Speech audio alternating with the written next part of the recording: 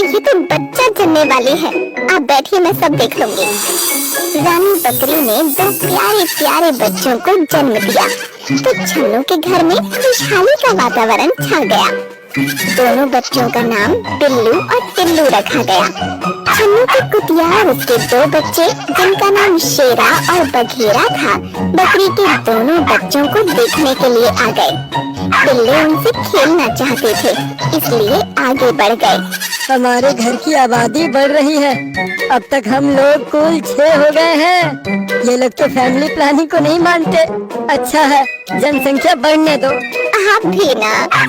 इतना कहकर लाजो घर के अंदर चली गई। कुत्ते की पिल्ली और बकरी के बच्चे आपस में खेलने लगे। छन्नू ये देखकर बहुत खुश हो रहा था। वो भी उनके साथ खेल लेता था। उसे सब परिवार के सदस्य ही लगते थे। वो उनकी सुरक्षा का पूरा ध्यान रखता था। रात के समय बकरी रानी और उसके बच्चे एक कमरे के अंदर रहते। कभी कभी कुतिया और उसके बच्चे भी वहीं रहते थे। एक दिन कुतिया और उसके बच्चे रात के समय कमरे के बाहर ही बैठे थे। अचानक एक सियार छन्नू के घर की बाउंड्री के अंदर आ गया।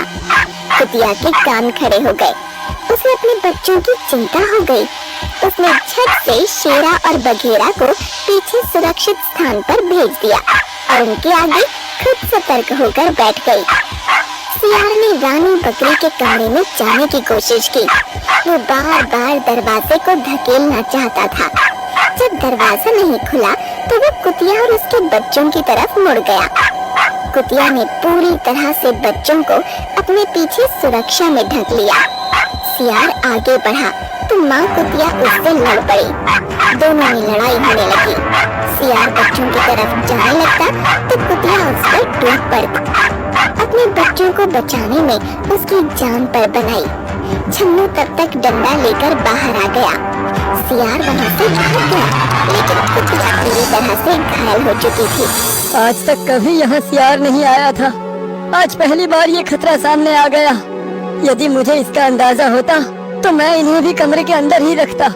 मेरी प्यारी कुतिया देखो पूरी तरह से घायल हो गई है। दोनों बच्चे शेरा और बघेरा आकर अपनी माँ को उठाने की कोशिश करने लगे। कुतिया हिल भी नहीं पा रही थी। माँ उठो, सियार भाग गया। तुमने बड़ी बहादुरी दिखाई।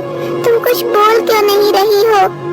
हाँ माँ, कुछ तो बोलो। तुम्हें बहुत चोट लगी है।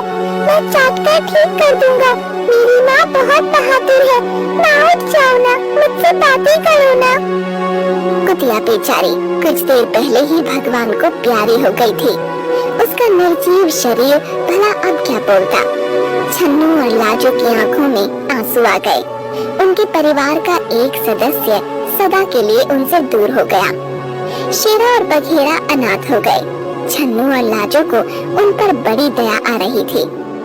ये दोनों दूध पीते बच्चे अभी बहुत छोटे हैं, बिना माँ के हो गए हैं। इन्हें तो ये भी नहीं पता कि अब इनकी माँ इस दुनिया में नहीं रही। रानी बकरी भी वहाँ पहुँच गई थी। उसने सब समझ लिया। वो शेरा और बघेरा के पास आ गई। उसकी ममता का आंचल बहुत बड़ा था। उसने दोनों बच्चों को अपना लिया। शेरा और बघेरा रानी बकरी का दूध इस तरह से पीने लगे जैसे वही उनकी माँ हो। उन दोनों ने भी रानी बकरी को अपनी माँ बना लिया। वो बिल्लू और टिल्लू के साथ भी पूरी तरह से घुल मिल गए। कहते हैं ना होता जिनका कोई उनका खुदा होता है। पिल्लों की माँ बकरी बन गई। शेरा और बघेरा बड़े हो गए। वो दोनों अपनी माँ रानी बकरी और भाई टिल्लू और बिल्लू की सुरक्षा में लगे रहते थे। एक शाम सूरज ढलते ही वही सियार फिसला गया। कमरे का दरवाजा खुला था। रानी बकरी और बिल्लू टिल्लू वहीं पर थे। सियार जैसे ही आगे बिल्लू और टिल्लू की ओर बढ़ने जा रहा था कि शेरा और बघेरा ने उस पर हमला बोल दिया। अच्छी कदकाठी के शेरा और बघेरा ने सियार पर जबरदस्त हमला कर दिया। सियार नीचे गिर गया और शेरा बघेरा फिर उस पर टूट पड़े। उन दोनों ने सियार को संभलने का मौका ही नहीं दिया और काट काट कर उसे मौत के घाट उतार दिया।